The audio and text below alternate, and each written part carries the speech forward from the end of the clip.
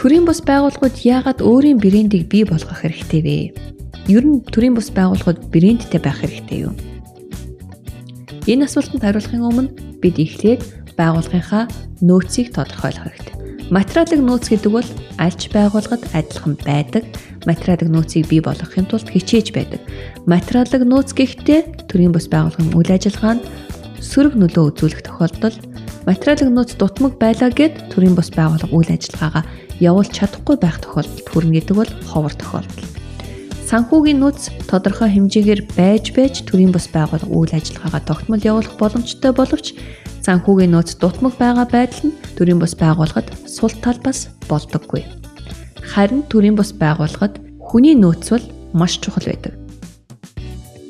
Төрийн бус байгууллагын хүргэж буй үйлчилгээг бий болгох хүн тухайн хүний мэдлэг ур чадвар энэ хэмжээний бүтээгдэхүүн бий болгоход хүрэлцэхээргүй байвал төрийн бус байгууллага бүтээгдэхүүн үйлчилгээгээ хүргэж чадахгүй зогсон байдалд орох боломжтой.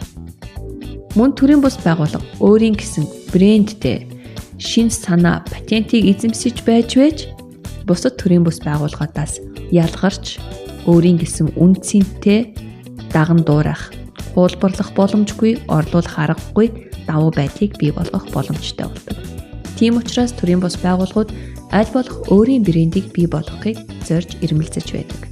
Төрийн бус байгууллагууд ямар учраас чухал болохыг салбараар нь ангилсан 2009 оны судалгааны байдлаас авч үзэхэд эрүүл мэндийн салбарт 56%, боловсрол 52%, аюулгүй ундны ус 51%, хавдар, доох, Альцгеймерийн гих мэт өвчнүүдийг ангаах судалгаа шинжилгээний чиглэлээр 46%, сэргийгдэх эрчим хүчний бусад их үүсвэр 41%, хөдөлмөрийн хөлс тэгш байх, аюулгүй ажиллах орчин 40%, ядуурл 34%, амьтан хамгаалах 32%, дэлхийн дулаалал 29%, дэлхий дээрх өлсөглөн 29%, зэрлэг амьтад болон байгаль орчин хамгаалах 26%, олон улсын хүний эрх 23%-ийг эзэлж байна.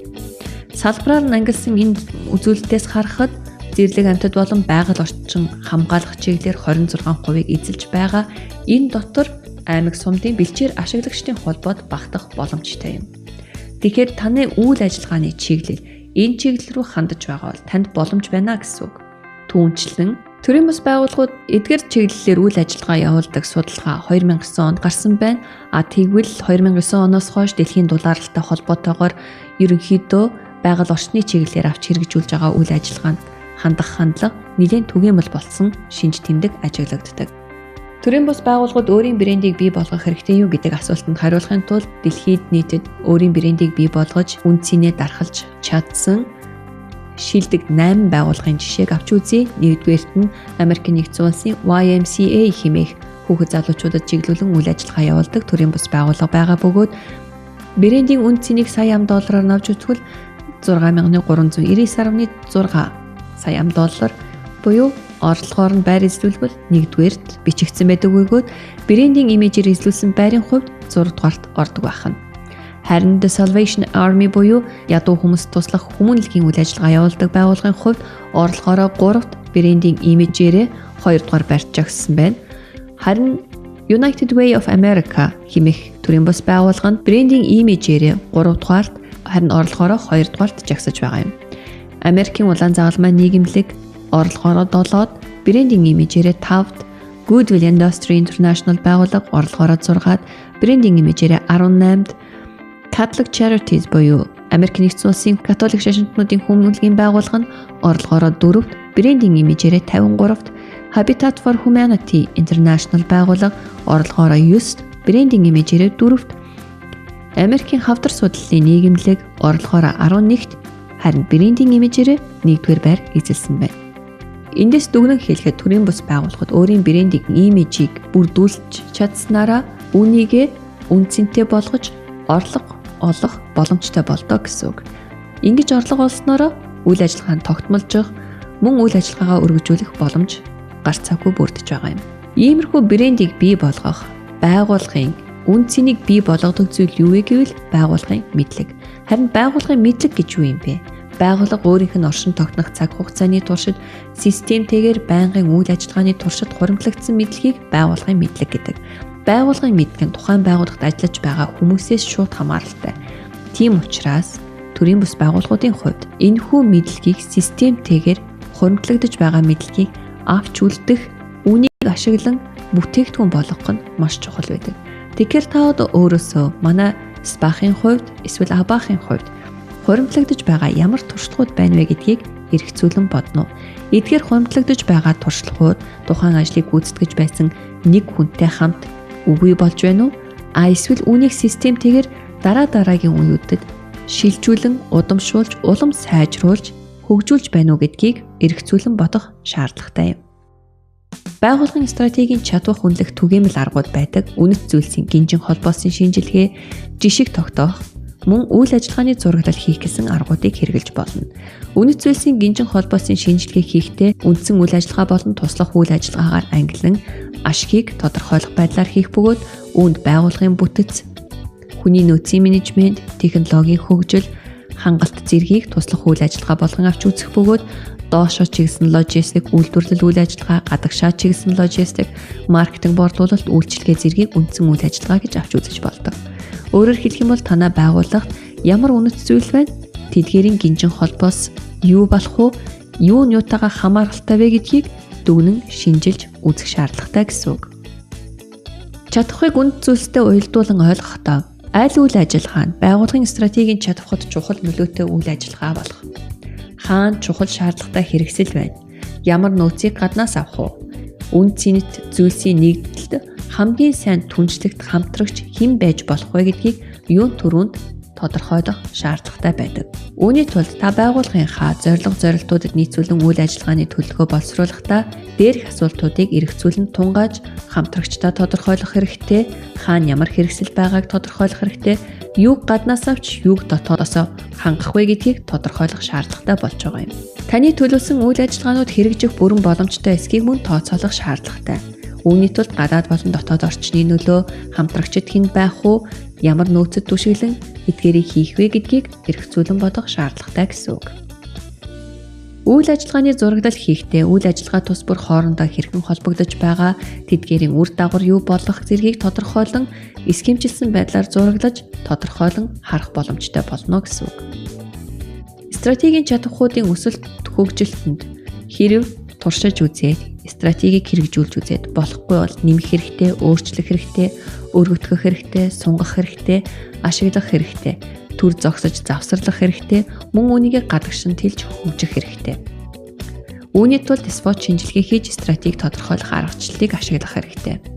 SWOT шинжилгээ гэдэг нь хүчтэй тал, сул тал, боломж, аюул зэргийг тодорхойлохыг хэлэх бөгөөд S буюу strength англи үгнээс гаралтай, орчуулбал хүчтэй тал буюу танай байгууллагын хүчтэй талууд юу байна? Танай байгууллагын сул талууд юу байна? Боломж юу байна? Аюул юу байна? Хүчтэй тал, аюул хоёрын огтлцоо дээрээс тулгуурлаад хүчтэй талдаа тулгуурлан боломжоо ашиглах бололцоо бие эсхийг тодорхойлох, хүчтэй талдаа тулгуурлан аюулаас ангижрах арга замыг тодорхойлох, боломжоо ашиглан сул талаас ангижрах арга замыг тодорхойлох, сул тал аюулаас зэрэг ангижрах хүч шийдвэрийг гаргаж хэрэгжүүлэхээр арга замуудыг тодорхойлоход үн аргыг хэрэгэлдэг. Энэ аргын талаар дэлгэрэнгүй тайлбарласан ном, унших материалууд хангалттай байдаг учраас энэ удаад тэр бүр дэлгэрэнгүй тайлбарлахгүй үгээр өндөрлөж орхий, харин та өөрийнхөө байгууллагын SWOT шинжилгээг хийж бидэнд ирүүлэх ёстой юм. Стратегийн хувилбар дэвшүүлэхдээ эерэг сөөрөг талыг гадаад дотоод хүчин зүйлтэй холбон авч үзэх бөгөөд үүн дээр давуу тал, сул тал, аюул, боломж эдгээрийн хоорондын харилцан хамаарлыг тодорхойлсноор стратегийн хэд хэдэн хувилбаруудыг дэвшүүлэн хамгийн оновчтой хувилбарыг сонгон шийдэх боломж бүрддэг.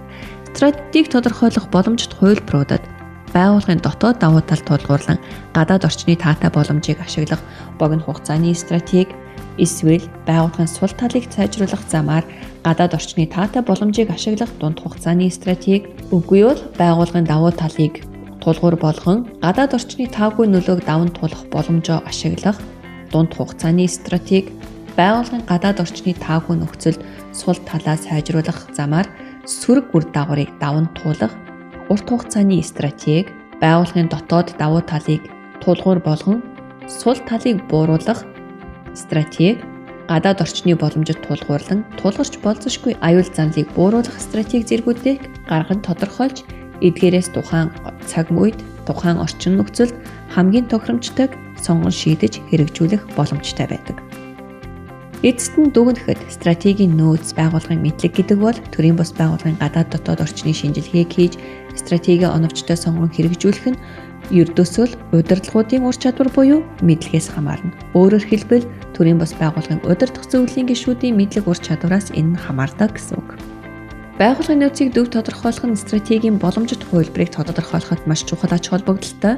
Нөөцийг тодорхойлохгүйгээр байгууллагын стратегийн хувилбаруудыг тодорхойлон гаргах боломжгүй болно.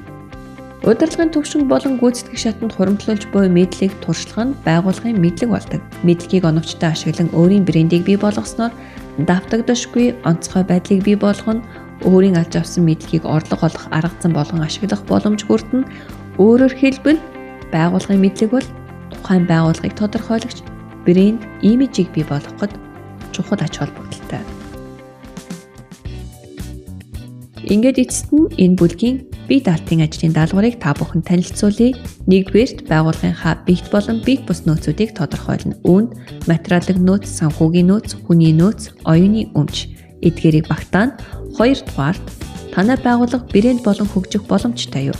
Хэрв тийм бол хэрхэн яаж үүнд хүрэх вэ гэсэн төлөвлөгөө боловсруулна.